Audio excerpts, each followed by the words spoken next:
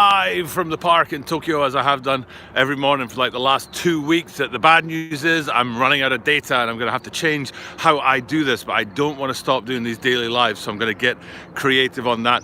Quick thing, I do these lives about the coronavirus because YouTube said we wouldn't get any kickback or monetization for that, and that gave me sort of the freedom to actually do it without, making profit off of other people's loss. So yeah, every morning I've been going live from the park here in Tokyo, Japan, just to give people a look at what it's like right here. And it's 7:45 in the morning, as that clock says right there. And I'll give you guys 10 minutes as I did yesterday, but I'm surprised how much of my data this chews up, let's put it that way. So I've got to find a more creative solution to this, which will include, for example, getting a pocket Wi-Fi or not doing it in the park, which I've enjoyed doing. I've liked doing it in the park because it gives people a real perspective of what's happening in Japan, and it's not just me sitting at a camera in a room, for example. So but it's so I will be trying to go live every day, but I have been doing it at 7:30 in the morning. There's our junction that we look at every morning and see that the traffic's still moving, trucks and cars and commerce are still kicking off. I'm going to miss these guys if we're going to go indoors instead of being outdoors, but there's the Tai Chi ladies right there. What's up, Mr. Johnny D? So if the old ladies are doing Tai Chi in the park, things can't be too bad. And it's a beautiful day here. It's like I said, it's 7:45 in the morning. There's a little low-lying cloud, but that'll disperse once the sun gets up, and spring has definitely sprung. It's a great time to be in Japan. If anyone's around and about in Japan at this time of year, you know that what's going on. It's a beautiful place to be. The weather's fantastic, and the cherry blossoms start to kick in, which is a really big part of Japanese culture and things like that. So this has been a really common theme while we've been in these lives in the park. Hello, brother. I never read them fast enough. I'm too old and slow. Hello, brother. I'm using my Wi-Fi phone. Hey, good morning. Your wife's phone. Interesting. Mrs. Mo Gaines. Cedar Andrews pocket Wi-Fi would be good. You could get unlimited data for a price. Maybe rent for 2 weeks. Yeah, they cost about $2-3 a day, which isn't much. But if you do it every day, pocket Wi-Fi's do cost a little bit of coin, and let's face it, my channel isn't big enough to to pay for that, but I will find a creative way to do it. Hopefully what you can see down here is a bunch of kids playing. 7:45 in the morning, but the kids are going crazy, stir crazy, and that's kind of maybe one of the more important things to tell the live, because people checking this out from overseas, especially in Europe, I think you're probably heading for what we've got right now, which is school closures. I'm reading a lot of news out of Europe about places shutting down schools. I heard that Denmark's going to shut down their schools pretty soon as well. Madrid might go into shutdown as a city in the same way that they tried to shut down northern Italy. So there's things in Europe are looking pretty bad. Things in the stock market are looking pig and awful. I try not to politicize what we do here in the stream. This is supposed to be about real life and about real people. So I don't really want to get one side of the political divide or the other. So this isn't bias. I think it's just fact. But Donald Trump really didn't do a very good job on rolling out this Europe ban thing for the flights. So I think he caused more panic and more concern than he was trying to. I think he was trying to show calm and decisiveness and like taking action and being in control. But what he actually projected was an image of panic and poor decision making. So and that spooked the markets even more, and the markets have all like effectively crashed after 2 or 3 days of real huge minuses. I mean, they have a thing on the American stock exchange where there's a stop loss, which is like when it's lost so much it hits a point where they just shut it down for 15 minutes or so to sort of get people back together and stop panic buying. And that's happened at least twice in the last 3 days, and I can't remember it happening in the last 10 years. So happening twice in 3 days is a big deal. So yeah, around the world things are looking a bit dodgy, but here in Japan it's just the same as it has been for the last like 2 or 3 weeks. Around about 40 or 50 cases a day being discovered here. People going around their daily work. There's a guy behind me there on his bike right there. People still doing their normal routines, but there's talk of today there's been a big announcement from the Prime Minister's office. Not sure what that announcement will be, and I'll come back at that. I'll come back at you with that tomorrow and let you guys know what that announcement actually was. So but yeah, I mean, things are just as they normally have been here. People out kind of doing their normal thing. There's a woman behind me there walking her dog. just people doing their daily lives. I do like to shoot, you know, with the highway in the background. You know, guys, I like to show you guys that. Do you know what time that announcement will be? I would expect it to be about 4 p.m. our time. Right now it's about 8 a.m. our time, so in about 8 hours time wherever you are. There's the highway there. Okay, I'll get back to yeah, the announcement, yes, most announcements have come from like the ministries and from the government and stuff like that in the late afternoon. So taking that as precedence, I would say in about 8 hours time, there should be an announcement about the state of emergency, and find out whether or not they're going to activate that, partially activate it, whether they're just going to keep thinking about it. Right now they seem to be in a sort of just delay thing, you know, okay, let's have another 10 days and just observe and see what's going on. So confirmed case of the panic is one case and they're panic buying already.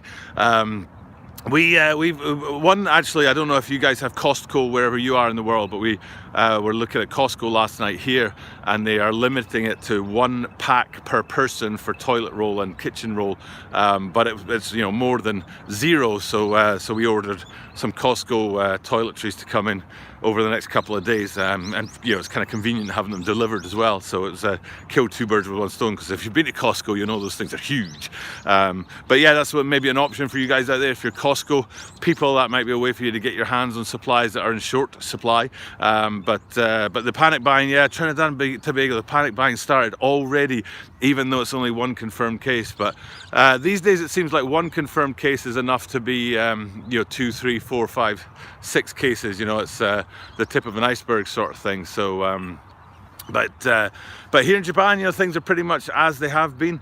We did have somebody a bit close to us, you know, not like direct contact to us, but his kids have fevers and coughs, and they'll find out today whether or not those fevers and coughs are actually something to be concerned about. And I was reading on the BBC website that they've moved in the UK into stage 2, which is that they're not going to test as much as they used to, which is weird. Like, I would have thought stage 2 they'd test more than they did at stage 1, but they're talking about reducing the amount of testing they're doing in the UK, and only testing people in hospitals rather than people in I don't know, like GPs or clinics or you know, stuff like that. So there's talk in the UK of moving to phase 2, whatever that means.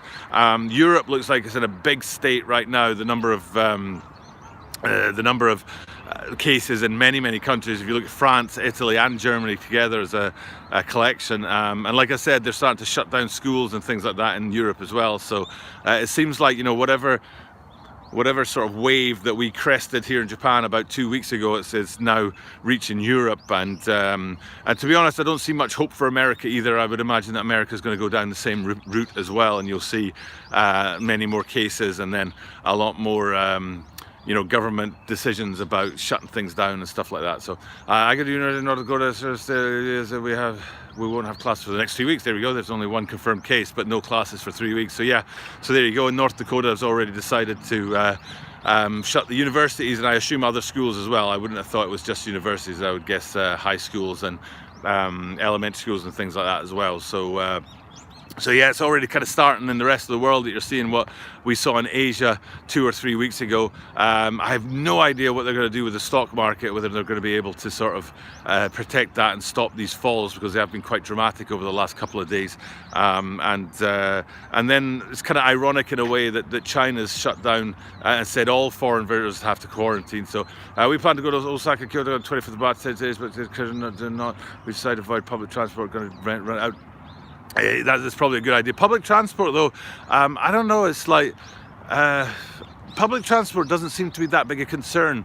People are more concerned about like places where people gather in sort of really big groups socially, rather than for the purpose of like transportation and stuff. I haven't really heard anything about trains or buses or stuff like that here, which is kind of a surprise, because that is a lot of people gathering in one place, and it's an enclosed space. So but public transport doesn't seem to be in the news or anything like that here, and I wonder if maybe that's one of those things that they realize that they can't shut down because it would just freeze the country, so they just have to say it's an acceptable risk. But yeah, I mean, for us here, no change in the travel restrictions at the moment. It's still China and Korea who have to self-quarantine. People arriving from China and Korea have to self-quarantine for 14 days at hotels near the airports.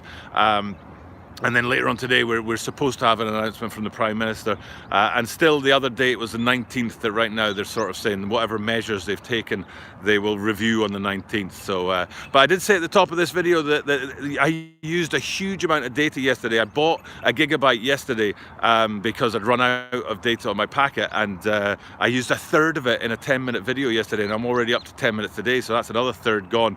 So I'm going to have to go creative, people. I'm going to have to find different ways to go live in the morning. And the best way to do that is with Wi-Fi, and until I can get my hands on the pocket Wi-Fi, that means I won't be out of doors. So I might have to be indoors and at my work using their Wi-Fi, at home using my Wi-Fi and stuff like that. So so things will change a little bit. I might not be as precise about the 7:30ish, you know, it might turn out to be 8 o'clock or 8:30. So sometime within this hour, I will still try to go live every morning, give you guys that update.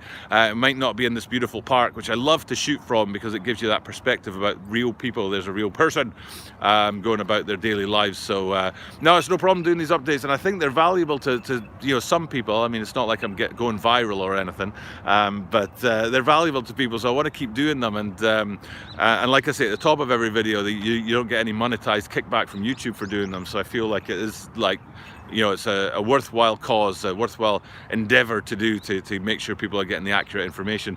But I can't do it if I don't have any Wi-Fi. So so let's be creative over the next week or so. The packet on my phone, my data packet runs, I think, from the 21st to the 20th, so I'll get a huge boost in data around about the 20th, and then I'll be freer to come back into the park and stuff. So no, I like, you know, hopefully I've been able to get people ahead of a curve, Mo. You know, if you see what we're doing here and you say, okay, well, now it's just starting in my country, so this is what happened in Japan, and now I'm here in my country, well, then I know that these things might happen, so I'm going to get on that. So but I need to get off because this chews into my data, like I said. But I will be back, you know, sometime in the morning, Japan time, between, say, 7:30 and maybe 7 and 9. Let's say between 7 and 9 every day, using Wi-Fi somewhere. Appreciate the thumbs up from people out there. And I'll be back with the lives tomorrow, but maybe not from the park. Thank you guys for checking in. See you guys soon. Stay safe, be healthy, and have a good day.